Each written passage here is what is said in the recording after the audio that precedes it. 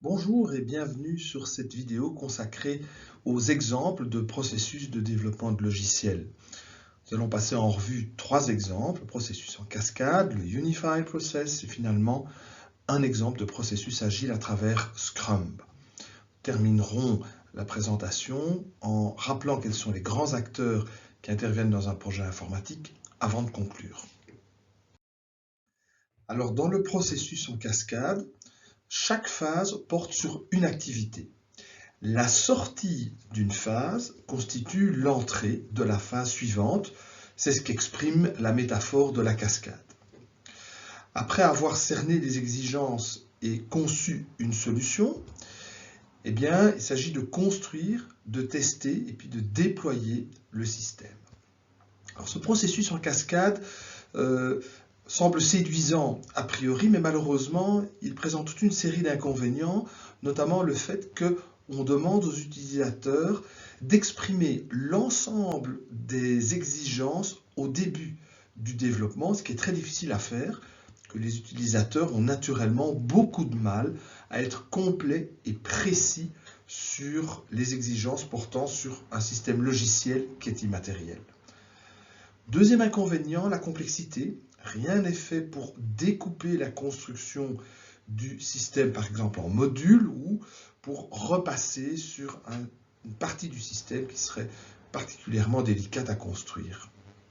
Rien n'est prévu non plus pour intégrer le changement. Les exigences pourraient par exemple évoluer lors de la phase de construction, mais rien ne permet d'intégrer ces changements dans le processus en cascade. Le dernier inconvénient, c'est le test qui est concentré en fin de construction du système, ce qui amène les utilisateurs à recevoir l'ensemble du système un peu dans un mode Big Bang, et puis de réaliser l'ensemble des tests qui peuvent apparaître alors comme une tâche extrêmement lourde. Tout ça pour dire que ce processus en cascade, même s'il a eu le mérite de commencer historiquement à structurer les projets de développement de logiciels, ne trouve que des applications relativement spécifiques. Un deuxième processus assez populaire en informatique, c'est le Unified Process, développé par la société Rational. Et dans ce processus, on découpe le projet de développement en 4 grandes phases, 4 grandes saisons du logiciel. Tout d'abord, l'inception, qui consiste à cerner la portée du système, l'élaboration, qui porte sur la création et la planification d'une solution, la construction proprement dite du système et la transition vers les utilisateurs. Chacune de ces phases est le lieu de différentes activités, qu'elles soient des activités techniques ou des activités de gestion de projet. Les phases sont organisées en itérations. Ça veut dire que le système peut être découpé en sous-systèmes, faisant chacun l'objet d'une itération, ou une même partie du système, ou le système dans son entièreté, peut être vue à de multiples reprises lors d'itérations successives. Chacune des activités se localise de manière continue et plus ou moins concentrée sur les différentes phases, comme le montre le graphique à l'écran. Un troisième exemple de processus ou de famille de processus, pour être plus précis, ce sont les processus agiles qui reposent sur des principes génériques qui sont repris dans un manifeste. Et dans ce manifeste, les concepteurs des méthodes agiles mettent vraiment l'action sur l'interaction, sur la collaboration, la responsabilisation des personnes. Et ce bon esprit d'équipe, cette proactivité, doit prendre le pli sur des collaborations formelles, sur des processus, sur des contrats, etc. Donc l'humain est vraiment au cœur de la démarche. Dans le même esprit, Agile suggère du pragmatisme, de produire du logiciel au détriment peut-être de la documentation qui n'est pas toujours jugée très pertinente. Agile encourage aussi la flexibilité et l'adaptation avec une planification qui intègre par essence le changement. Un exemple classique des processus agiles, c'est la méthode Scrum. Ici, à l'écran, vous avez la flèche qui représente l'évolution dans le temps. Et dans Scrum, le développement est organisé en itérations, et une itération s'appelle un sprint. Lors d'un sprint, on traite une partie des exigences des utilisateurs qui sont reprises dans ce qu'on appelle un sprint backlog. Le sprint backlog va puiser dans un réservoir d'exigences complet concernant l'ensemble du projet qu'on appelle le product backlog. Chaque sprint est censé produire une partie du livrable, ou si vous préférez un livrable incrémental, qui est par exemple un sous-système du système informatique, par exemple un sous-système de gestion de catalogue ou un sous-système de prise de commande.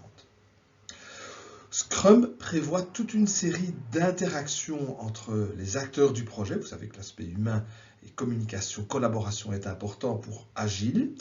Et un premier exemple d'interaction, ce sont les mêlées quotidiennes de chaque sprint, durant lesquelles l'équipe de projet se tient debout pendant typiquement 15 minutes et fait part du travail réalisé la veille, du travail à réaliser le jour même et des problèmes rencontrés. D'autres interactions sont prévues, comme des rétrospectives du sprint, qui sont des retours d'expérience dont l'objectif est d'améliorer la manière dont les prochains sprints vont se dérouler. Nous avons aussi une réunion de planification du sprint qui consiste à identifier les exigences qui vont être traitées et les actions à réaliser pour traiter ces exigences, et finalement la revue du sprint qui évalue le résultat, le livrable incrémental d'un sprint.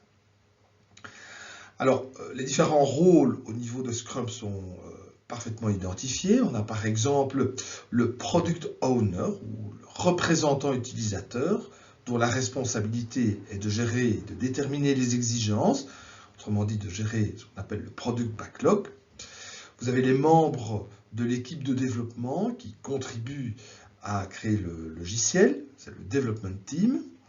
Et vous avez un chef d'orchestre, un facilitateur, qui est le Scrum Master, qui soutient tous les acteurs dans l'application de Scrum et qui n'a pas réellement un rôle d'autorité ou de chef de projet, mais plutôt une responsabilité de soutien, de motivation, d'encouragement.